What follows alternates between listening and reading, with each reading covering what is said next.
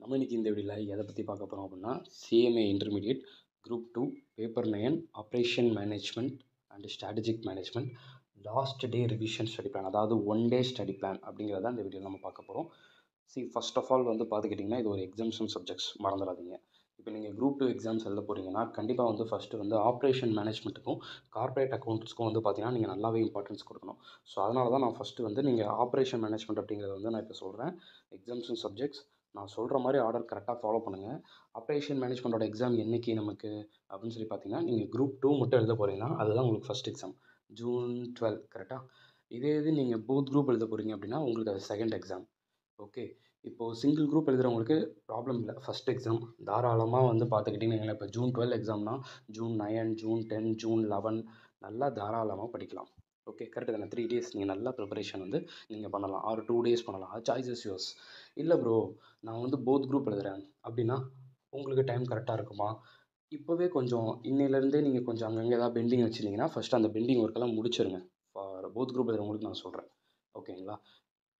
முடிச்சிட்டிங்கன்னு வச்சுக்கோங்களேன், கரெக்டாக எக்ஸாமுக்கு பிஃபோர் டே, இப்போ ஃபஸ்ட்டு டே என்னது லா எக்ஸாமா உங்களுக்கு, போத் குரூப் எழுதுறவங்களுக்கு நான் சொல்கிறேன். லா எக்ஸாம் முடிச்சுட்டு நீங்கள் வீட்டுக்கு வருவீங்க. 5 o'clock எக்ஸாம் முடிச்சுன்னா வீட்டுக்கு வரக்கு எப்படி ஒரு 7 ஒரு 8 வச்சுக்கோங்க ஒரு எக்ஸாம்பிளுக்கு. ஒரு சிலருக்கு கொஞ்சம் லேட்டாக டைம் எடுக்கும்ல, அதை பேஸ் பண்ணி நான் சொல்கிறேன். வந்த உடனே எம்சிக்யூ முடிச்சிருங்க. அதாவது June 11 அன்னைக்கு நைட்டு வந்து ஃபுல்லாக எம்சிக்யூ முடிச்சிருங்க. எம்சிக்யூ இல்லை ஏதாவது ஒர்க் புக் பார்க்கணும், ஃபுல்லாக அந்த ரிலேட்டடாக நல்லா முடிச்சுட்டு ரொம்ப நேரம் நைட்டு விடிய விடிய படிக்கிறது அந்த மாதிரிலாம் இது இல்லாமல் கொஞ்சம் சீக்கிரம் தூங்கிட்டிங்கன்னு வச்சுக்கோங்களேன். போத் குரூப் எதுவும் சொல்கிறேன். சீக்கிரம் தூங்கிட்டிங்கன்னா நெக்ஸ்ட் டே June 12 ஒரு மார்னிங் 5 o'clock எழுந்துச்சு அதுலேருந்து ஒரு 11 o'clock வரைக்கும் கூட தாராளமாக நீங்கள் படிக்கலாம். எஃபெக்டிவ் ஹவர்ஸ் ஒர்த்தாக இருக்கும். இது பெட்டர்னு நான் சொல்கிறேன். உங்கள் கன்வீனியன்ட் நீங்கள் பார்த்துக்கோங்க. அது பண்ணால் ரொம்ப நல்லாயிருக்கும் ஆக்சுவலாக.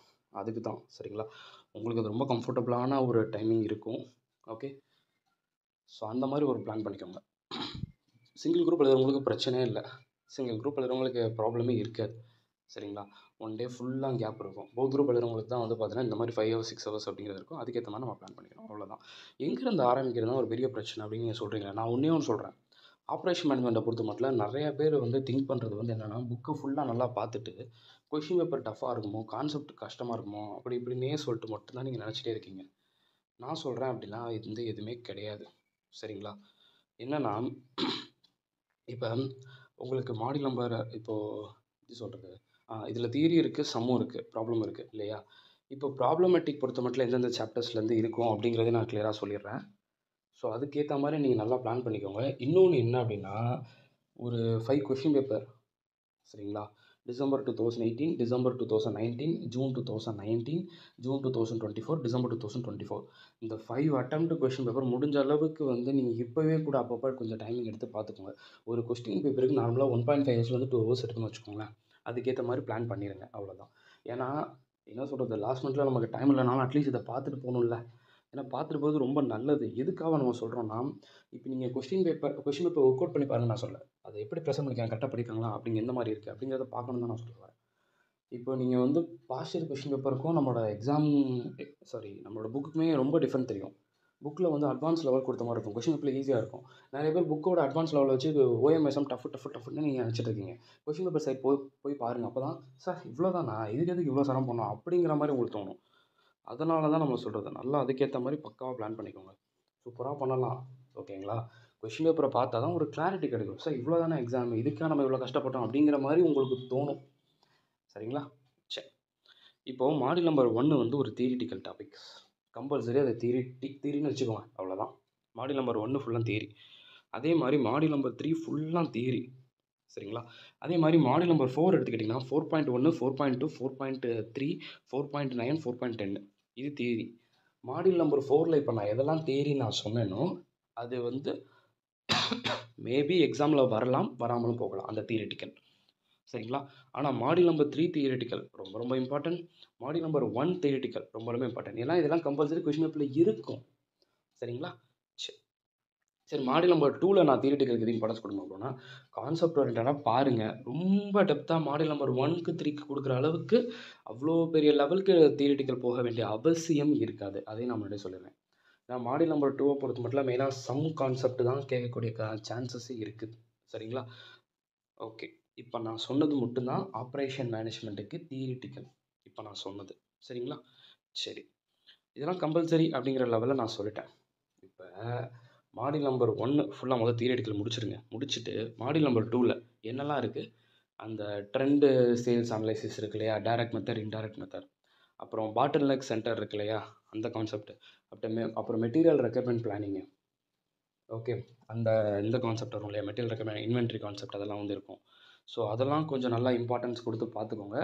ஒரே ஒரு சம் வந்து நார்மலாக கேட்குற 7 மார்க்கான சான்சஸ் வந்து அதிகமாக இருக்குது மாடியூல் நம்பர் 2ல. ஓகே, மாடியூல் நம்பர் 3ல வந்து தியரி ஒரு 7 மார்க்குக்கு ஒரு தியரி கேட்கறதுக்கான சான்சஸ் இருக்குது. அதை முடிச்சக்கப்புறம் மாடியூல் நம்பர் 4, அது நான் ஆல்ரெடி சொல்லிட்டேன், 4.1 இதெல்லாம் எந்த லெவலில் இருக்குன்னு சொல்லிட்டேன். இப்போ என்னன்னா மாடியூல் நம்பர் 4ல 4.5 sum chapter, 4.6 assignment sum chapter, 4.8 simulation and line balancing sum chapter. Okay, இப்போ நான் சொன்ன மாதிரி மாடியூல் நம்பர் 4ல் வந்து நீங்கள் சம் சாப்டர் பார்க்குறீங்கன்னா 4.5, 4.6, 4.8 இந்த 3 ஃபஸ்ட்டு ஃபுல்லாக கிளியராக பக்காவாக நீங்கள் முடிச்சிருங்க. ஏன்னா அது அவ்வளோ ஒரு மெயின். அந்த 3 ஃபஸ்ட்டு முடிச்சிருங்க. ஏன்னா நல்ல ஒரு வெயிட்டேஜ், டிரான்ஸ்போர்ட்டேஷனு எல்லாமே அவ்வளோ ஒரு மெயின். ப்ரோ புக்கில் நிறைய சம்ஸ் இருக்குது, புக்குக்கும் கொஸ்டின் பேப்பருக்கு சம்மந்தம் இல்லையே அப்படிங்கிற மாதிரி நிறைய பேர் என்கிட்ட கேட்டுகிட்டே இருப்பாங்க. நான் தான் சொல்கிறேன், கொஸ்டின் பேப்பர் நீங்கள் மெயின் இம்பார்ட்டன்ஸ் கொடுங்க தான் நான் மெயினாக சொல்ல வரேன். ஏன்னா அவங்களுக்கு பார்த்தா தெரியும். இப்போ டிரான்ஸ்போர்ட்டேஷன்லாம் எடுத்துக்கிட்டிங்க அப்படின்னா புக்கில் அட்வான்ஸ் லெவலில் இருக்க மாதிரி இருக்கும், கொஸ்டின் பேப்பரில் நார்மலாக இருக்கும். கொஸ்டின் பேப்பர் பாருங்கள், அவ்வளோதானே, ஒரு ஐடியா கிடைக்கும்ல. ஸோ இப்படி தான் கேட்டிருக்காங்களா அப்படின்னு ஒரு ஐடியா உங்களுக்கு கான்ஃபிடென்ட் வரும். அதுக்காக இப்போ அது முடிச்சதுக்கப்புறம் ஸோ அதனால் மாடியூல் நம்பர் 4 வந்து சம் சாப்டர் தான் நமக்கு. 4.5, 4.6, 4.8 மூணையும் முடிச்சுட்டு கடைசியாக 4.7. ஓகே, ஷெட்யூலிங் அண்ட் கியூவிங் அப்படின்னு சொல்லியிருக்கா, அவ்வளோதான். அது வந்து ஷெட்யூலிங் அண்ட் கியூவிங்கிறது எப்பயாவது கேட்கக்கூடிய சம் சாப்டர்ஸ். எப்பயாவது இப்போ இந்த அட்டம் கேட்டாங்க, நெக்ஸ்ட் அட்டம் கேட்பாங்க அப்படின்னு சொல்ல முடியாது. இந்த அட்டம் கேட்டாங்கன்னா இன்னொரு 3 அட்டம்க்கு அப்புறம் கேட்பாங்க. அந்த மாதிரி ஒரு இது இருக்குங்க ஷெட்யூலிங் அண்ட் கியூவிங்கிற கான்செப்ட். அவ்வளோதான்.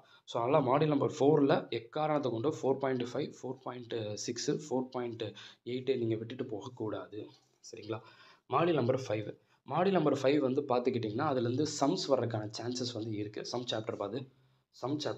வர்றதுக்கான சான்சஸ் வந்து இருக்குது. 99% ஷுவராக இருக்குன்னு நம்ம சொல்ல முடியாது. வர்றதுக்கான பாசிபிலிட்டிஸ் இருக்கலாம் அப்படின்னு சொல்லலாம். அதனால் யாரும் அதை சம்மெல்லாம் விட்டுட்டு போயிடாதீங்க. சரிங்களா? மாடியூல் நம்பர் 6 அதில் என்னெல்லாம் இருக்குது, ஒரு டயக்ராம் நம்மளை போட சொல்லலாம், இல்லை டயக்ராம் போட்டு நீ சிபிஎம் கண்டுபிடின்னு சொல்லலாம், இல்லை டயக்ராமே நம்மளை போட சொல்லி அந்த டயக்ராமுக்கு ஃப்ளோட்டும் நீ போடுன்னு சொல்லலாம் இல்லையா? அதில் எப்படினாலும் வந்து நமக்கு இருக்கலாம். ஒரு டயக்ராமை நம்மளை போட சொல்லலாம், இல்லை அந்த டயக்ராமுக்கு ஃப்ளோட்டு போட சொல்லலாம். ஸோ இந்த மாதிரி வந்து எப்படினாலும் வந்து நமக்கு இருக்கலாம். ஸோ அதனால் மாடியூல் நம்பர் 6 பொறுத்த மட்டும் டயக்ராமேட்டிக் இருக்குது, டயக்ராமேட்டிக் போட்டு சிபிஎம் இருக்குது. தென் அதுக்கப்புறம் வந்து பார்த்துக்கிட்டிங்கன்னா இப்போது ஃப்ளோட் இருக்குது. அதுபோக கிராஷிங் வந்து ஒரு கான்செப்ட் இருக்குது, அது எப்பயாவது கேட்கக்கூடியது. ஆப்டிமிஸ்டிக் பெசிமிஸ்டிக்னு ஒரு இது தெரியும்ல உங்கள் எல்லாருக்கும், சம் இருக்கும். அதெல்லாம் கொஞ்சம் நல்லா பார்த்துருங்க. ஏன்னா ரிப்பீட்டடாக தான் கேட்டுகிட்டே இருப்பாங்க. அதெல்லாம் கிராஷிங்கிறது வந்து எவ்ரி அட்டம்ப்ட்டுக்கு இருக்குன்னு சொல்ல முடியாது, இது எப்பயாவது வரக்கூடியது. நான் சொல்கிறது மாடியூல் நம்பர் 6. என்ன ப்ரோ என்னென்ன நேம் சொல்கிறீங்க அப்படின்லாம் யாருக்கு தோணுன்னா, இது வரைக்கும் மாடியூல் நம்பர் 6 பற்றி தெரியாதவங்களுக்கு தோணும். ஆல்ரெடி படித்தவங்களுக்கு நான் சொல்ல டாபிக் தெரிஞ்சிருக்கும் என்னென்ன கான்செப்ட்னு. That's all. மாடியூல் நம்பர் 6 காரணத்தை கொண்டு விட்டுறாதீங்க. மாடியூல் நம்பர் 7 ஒரு சூப்பரான ஒரு ப்ராப்ளம் சாப்டர். இருக்கக்கூடிய எல்லா சம்மையும் நல்லா பார்த்துருங்க. கண்டிப்பாக ஒரு சம் வந்தே ஆகும். அதுவும் புக் மாடல் தான் இருக்கும். ஸோ பிரச்சனை இல்லை, டோன்ட் வரி. ஓகே, இப்போ அடுத்து என்னென்னா மாடியூல் நம்பர் 8, 9, 10, 11 சொல்லியிருக்கு இல்லையா. இப்போ என்ன ஒரு கான்செப்ட், என்ன கேட்டகரியில் இருக்குன்னு நான் சொல்லிடுறேன். ஒன்று தாங்க. இப்போ மாடியூல் நம்பர் கொஷின் பேப்பர் கொஞ்சம் தயவு செஞ்சு பாருங்கள். இப்போ லாஸ்ட் நடந்த அட்டெம்ப்ட் பேட்டர்னை கூட பாருங்கள். டிசம்பர் 2024 கொஷின் பேப்பரை கூட பாருங்கள். அப்போ தான் ஒரு ஐடியா கிடைக்கும். ஸ்ட்ராட்டஜிக் மேனேஜ்மெண்ட்லேருந்து எத்தனை தியரி வருது, ஆப்ரேஷன்லேருந்து எத்தனை தியரி வருதுங்கிறது அதுக்கேற்ற மாதிரி இருக்கும். நீங்கள் வந்து கண்டிப்பான முறையில் ஆப்ரேஷன் மேனேஜ்மெண்ட்லாம் module number 2, module number 4, module number 5, module number 6, module number 7 இது எல்லாமே வந்து ப்ராப்ளமேட்டிக் சாப்டர்ஸ். இந்த ப்ராப்ளமேட்டிக் சாப்டர்ஸை பார்த்தே ஆகணும். சரிங்களா? சில பேர் வந்து ப்ராப்ளம்லாம் செட் ஆக ப்ரோ, எனக்கு தியரி வரும் ப்ரோ, பக்கமாக நான் எழுதுவேன் ப்ரோ அப்படின்னு நினச்சிட்டு ஃபுல்லாக operation management theory, strategy management தியரியை மட்டும் நல்லா இம்பார்ட்டன்ஸ் கொடுக்கணும்னு சொல்லிட்டு போவாங்க. எக்ஸாமில் எக்ஸம்ஷன்லாம் எக்ஸ்பெக்ட் பண்ண முடியாது பெரிய லெவலில். அதை மட்டும் நல்லா வச்சுக்கோங்க. தியரியில் இருந்து நீங்கள் 7/7, 7/7, 7/7 எல்லாத்தையும் வாங்கிட முடியும்னு நினைக்கிறீங்களா? அப்படிலாம் கிடையாதுங்க. அதுக்கு நீங்கள் சம்பளம் மார்க் சூஸ் பண்ணி மார்க் வாங்கிட்டு போயிட்டே இருக்கலாம். அதனால தான் நம்ம சொல்கிறது. சரி, இப்போ ஸ்ட்ராட்டஜிக் மேனேஜ்மெண்ட் தியரி கம்பல்சரி எக்ஸாமில் எழுதணுமா இல்லையா ப்ரோ அப்படின்னு நிறைய பேர் கேட்குறாங்க. கண்டிப்பாக எழுதணுங்க, கம்பல்சரி கான்செப்ட். ஓகே, ஏன்னா எப்படி சொல்கிறது, ஃபுல்லாக கொஷின் பேப்பர் ஃபுல்லாக ஆப்ரேஷன் மேனேஜ்மெண்ட் இருக்காது, ஸ்ட்ராட்டஜி மேனேஜ்மெண்ட் இருக்குல்ல, அது எழுத வேண்டிய சிச்சுவேஷன் வரும். பட் ஆப்ஷனல் இருக்கும். ஃபுல்லாக எல்லா தியரியும் எழுத வேண்டியங்கிறதுல அதுக்கு ஆப்ஷன் இருக்கும். ஏன்னா மொத்தமாக 7 கொடுத்து 5 ரைட் பண்ண போகிறீங்க. மேக்ஸிமம் நீங்கள் ஆப்ரேஷன் மேனேஜ்மெண்ட் சூஸ் பண்ணிட்டீங்கன்னா ஃபார்மாலிட்டிக்கு ஒரு தியரி மட்டும் தேவைப்படும். அதுக்கு ஸ்ட்ராட்டஜிக் மேனேஜ்மெண்ட் மட்டும் சூஸ் பண்ணிக்கலாம். அவ்வளோதான். அதனால தான் கொஸ்டின் பேப்பர் பாருங்கள் அப்படின்னு நம்ம வந்து சொல்கிறது. ஓகே ப்ரோ, இப்போது ஆப்ரேஷன் மேனேஜ்மெண்ட்டு நான் ஃபுல்லாக பக்காவாக பார்த்துட்டேன். தியரிட்டிக்கல் எனக்கு தெரியும், ப்ராப்ளமேட்டிக் தெரியும். இப்போ ஸ்ட்ராட்டஜிக் மேனேஜ்மெண்ட் நான் சும்மா ஏதாவது ஒரு 2 மாடியூல் பார்த்துட்டு போனால் போதுமா? எம்சிக்யூக்கு எல்லா சாப்டரையும் பார்த்துட்றேன், தியரிட்டிக்கலுக்கு ஒரு 2 மாடியூல் பார்த்துட்டு போனால் போதுமா அப்படின்னா போதும். ஒன்றும் பிரச்சனை இல்லை, தாராளமாக நம்பி போகலாம். கொஸ்டின் பேப்பர் பாருங்கள், உங்களுக்கே ஒரு ஐடியா கிடைக்கும். சரிங்களா? அப்படி அதாவது நல்லா இம்பார்ட்டன்ஸ் கொடுக்கணும்ப்பா. இப்போது நிறைய பேர் வந்து பார்த்துக்கிட்டிங்கன்னா ஸ்ட்ராட்டஜி மேனேஜ்மெண்ட்ல ஸ்டோரி ரைட் பண்ணலாமான்னு கேட்குறீங்க. நான் என்ன சொல்கிறேன்னா, அந்த டைப்ஸு, ஃபோர்ஸஸ்ஸு இந்த மாதிரி ரூல்ஸ் இருக்கும்ல, அந்த ஹெட்டிங்கெல்லாம் மாற்ற முடியாது. அந்த ஹெட்டிங்லாம் அசிட்டு அங்கே இருக்கிறது தான் சொல்லணும். சில இதுக்கு வந்து பார்த்துக்கிட்டிங்கன்னா நம்ம ரிலேட் பண்ணிக்கலாம். இப்போ அட்வான்டேஜ் லிமிடேஷன்ஸ் அந்த மாதிரி இதுக்கு வந்து அது ரிலேட்டடாக ஹெட்டிங் நம்ம கொடுக்கலாம், தப்பு இல்லை. சம்மந்தமேலாம் கொடுக்க மாட்டோம், ரிலேட்டாக கொடுத்துக்கலாம். ஓகேங்களா? இதுதான் மெயின். ஸோ அதை மட்டும் நல்லா புரிஞ்சுக்கோங்க. சில ஹெட்டிங்கெல்லாம் நம்ம மாற்ற முடியாது நம்ம நினச்சாலும். ஓகே, அதனால் அதுக்கேற்ற மாதிரி கொஞ்சம் நல்லா ஃபாலோ பண்ணிக்கோங்க. மெயினாக வந்து மாடியூல் நம்பர் 9க்கு நல்லா இம்பார்ட்டன்ஸ் கொடுத்துருங்க. மாடியூல் நம்பர் 9, மாடியூல் நம்பர் 11க்கு நல்லா இம்பார்ட்டன்ஸ் கொடுத்தீங்கன்னா கூட ஓகே. சரிங்களா? மாடியூல் நம்பர் அதாவது லாஸ்ட் மினிட்ல இருக்கேன் ப்ரோ, எனக்கு ஏதாவது ஒரு வழி சொல்லுங்க ப்ரோ அப்படின்னு நீங்கள் கேட்டிங்கன்னா நான் ஒன்று சொல்கிறேன். Module number 8, module number 9, module number 11 at least இந்த 3 மட்டுமாச்சும் பார்த்துட்டு போங்க. லாஸ்ட் மினிட்ல இருக்கீங்கன்னா அட்லீஸ்ட் இதை மட்டும் பார்த்துட்டு போங்க. Module number 8, module number 9, module number 11 இந்த 3 மட்டும் பார்த்துட்டு போங்க. கான்ஃபிடன்ட் தைரியமாகவே எக்ஸாம் போகலாம். என்ன இருக்கும் மெயினாக கேரக்டரிஸ்டிக்ஸ் இம்பார்ட்டன்ஸ் இருக்கும். ஸ்ட்ராட்டஜி பற்றியே ஃபுல்லாக சொல்லியிருப்பாங்க மாடியூல் நம்பர் 8ல். மாடியூல் நம்பர் 9ல் ரொம்ப டெப்த்தாக போயிருப்பாங்க. ஸோ மாடியூல் நம்பர் 9ல் வந்து கம்பல்சரி தியரிட்டிக்கல் அப்படிங்கிறது இருந்தே ஆகும். அதை எதுவும் விடாமல் மட்டும் கொஞ்சம் நல்லா பார்த்துக்கோங்க. நிறைய பேர் வந்து எல்லா ஈச் அண்ட் எவ்ரி லைனை ஞாபகம் வச்சுக்கணும்னு நினைக்கிறீங்க. நான் என்ன சொல்கிறேன்னா, ஒரு கொஷின் எடுத்திங்கன்னா அந்த கொஷினோட மெயின் கதையை லைட்டாக ஹிண்ட் மாதிரி எடுத்து வச்சுக்கோங்க. இப்போ ஃபார் எக்ஸாம்பிள் பெஸ்டல் இருக்குது, பெஸ்டலோட ரூல் என்ன, லைட்டாக ஒரு ஹிண்ட் மாதிரி நோட் பண்ணி வச்சுக்கோங்க. போர்ட்ஃபோலியோட ரூல் என்ன, லைட்டாக ஹிண்ட்டு. ஸ்ட்ராட்டஜிக் பிளானிங் லைட்டாக ஹிண்ட்டு. லைட்டாக சும்மா ஒரு 5 to 4 லைன்ஸ் ஃபுல்லாக நீங்கள் நோட் பண்ணி ஒரு சும்மா மார்க் பண்ணி நோட்டில் வச்சிட்டிங்கன்னா நாளை ஃபியூச்சர் ரிவிஷன் பண்ணும்போது டக்குன்னு மாதிரியே பார்த்து நம்ம செமையாக மார்க் பண்ணிடலாம். பிரச்சனை இல்லை, அதுக்கு தான் சொல்கிறேன். ஓகேங்களா? உங்களுக்கு அது ரொம்ப பெட்டராக வந்து இருக்கும். That's all. ஓகே, ஸோ அதனால் அதுக்கேற்ற மாதிரி கொஞ்சம் நல்லா ஞாபகம் வச்சுக்கோங்க, அவ்வளோதான். ஸோ அதனால் வந்து பார்த்துக்கிட்டிங்க அப்படின்னா நமக்கு ஸ்ட்ராட்டஜிக் மேனேஜ்மெண்ட்டில் கதை எழுதலாமா இல்லையா அப்படின்னு சொல்லும்போது இப்போ உங்களுக்கு கிளியராக இருக்கும். பண்ணலாம், உள்ள பாயிண்ட்ஸ் நீங்கள் பண்ணலாம், தப்பே கிடையாதுப்பா. ஆனால் ஹெட்டிங்கை வந்து சில கொஷினுக்கு மாற்றக்கூடாதுன்னு ஒரு ரூல் இருக்கும். அந்த ஹெட்டிங்கை நீங்கள் மாற்றிட்டீங்கன்னா அது ரொம்ப தப்பு இல்லை. பெஸ்டல்னு நம்ம சொல்கிறோம், அதில் போய் ரூலை மாற்ற முடியுமா? ஓகே, பிசிஜின்னு சொல்கிறோம், அதில் போய் ரூலை மாற்ற முடியுமா? ஸோ அந்த மாதிரி இருக்கு இல்லையா, அவ்வளோதான். அதை ரிலேட் பண்ணிக்கிறதுக்கு ட்ரை பண்ணுங்க. எல்லோரும் சொல்கிறது வந்து அதான் ப்ரோ, ஒரு கான்செப்ட் நான் படிச்சுட்டு போகிறேன், ஆனால் 2 நாளைக்கு அப்புறம் பார்த்தா எனக்கு மறந்துற மாதிரி இருக்கு ப்ரோ அப்படின்னா ஒன்றும் பிரச்சனை இல்லை. நோட்டில் எழுத பேலன்ஸ் ஸ்கோர் கார்டுனா அதோட மீனிங் என்ன, லைட்டாக ஹிண்ட் மாதிரி வச்சுருங்க. நாளைக்கு எக்ஸாம்னா இன்றைக்கி அந்த ஹிண்ட்டை மட்டும் பார்த்துட்டு நம்ம திரும்ப எக்ஸாம் போயிட்டே இருக்கலாம், பிரச்சனை இல்லை. ஏன்னா லாஸ்ட் எக்ஸாம் முந்தின நாள் வந்து பேப்பரை திருப்பிட்டே இருக்கிற மாதிரி இருக்கும், அவ்வளோதான். That's all. இன்றைக்கி கான்செப்ட் பார்க்குறீங்களா, மீனிங் நோட் பண்ணுங்கள், பேலன்ஸ் ஸ்கோர் கார்டுனா இதான் அப்படின்னு பக்கத்தில் சும்மா ஒரு நோட்டில் ரைட் பண்ணி வச்சுக்கோங்க. சரிங்களா? That's all. இவ்வளோதான்ப்பா. சரிங்களா? இது ஒரு பக்கா எக்ஸாம்ஷன் பேப்பர். ப்ராப்ளமெல்லாம் விட்டுட்டு ஃபுல்லாக நான் தியரி மட்டும் இம்பார்ட்டன்ஸ் கொடுக்குறேன்னு சொல்லி தயவு செஞ்சு கொடுக்காதீங்க. இப்போ எது தியரி சாப்டர், எது வந்து ப்ராப்ளம் சாப்டர்ஸ் அப்படிங்கிற நான் டிஃபரன்ஷியேட் பண்ணி காமிச்சிட்டேன். சரிங்களா? இதெல்லாம் கம்பல்சரி வந்து உங்களுக்கு ஸ்கோர் எடுக்கக்கூடியதுங்கிறதையும் நான் சொல்லிட்டேன். இந்த பிளானை கரெக்டாக எக்ஸிக்யூட் பண்ணுங்கள், கரெக்டாக இருக்கும். மெயினாக வந்து நாளைக்கு எக்ஸாம் அப்படின்னா இன்றைக்கி எக்ஸாம் இன்றைக்கி மார்னிங் நம்ம படிக்கணும்னா ஃபுல்லாக இம்பார்ட்டன்ஸ் கொடுக்க வேண்டியது ப்ராப்ளம் சாப்டருக்கு.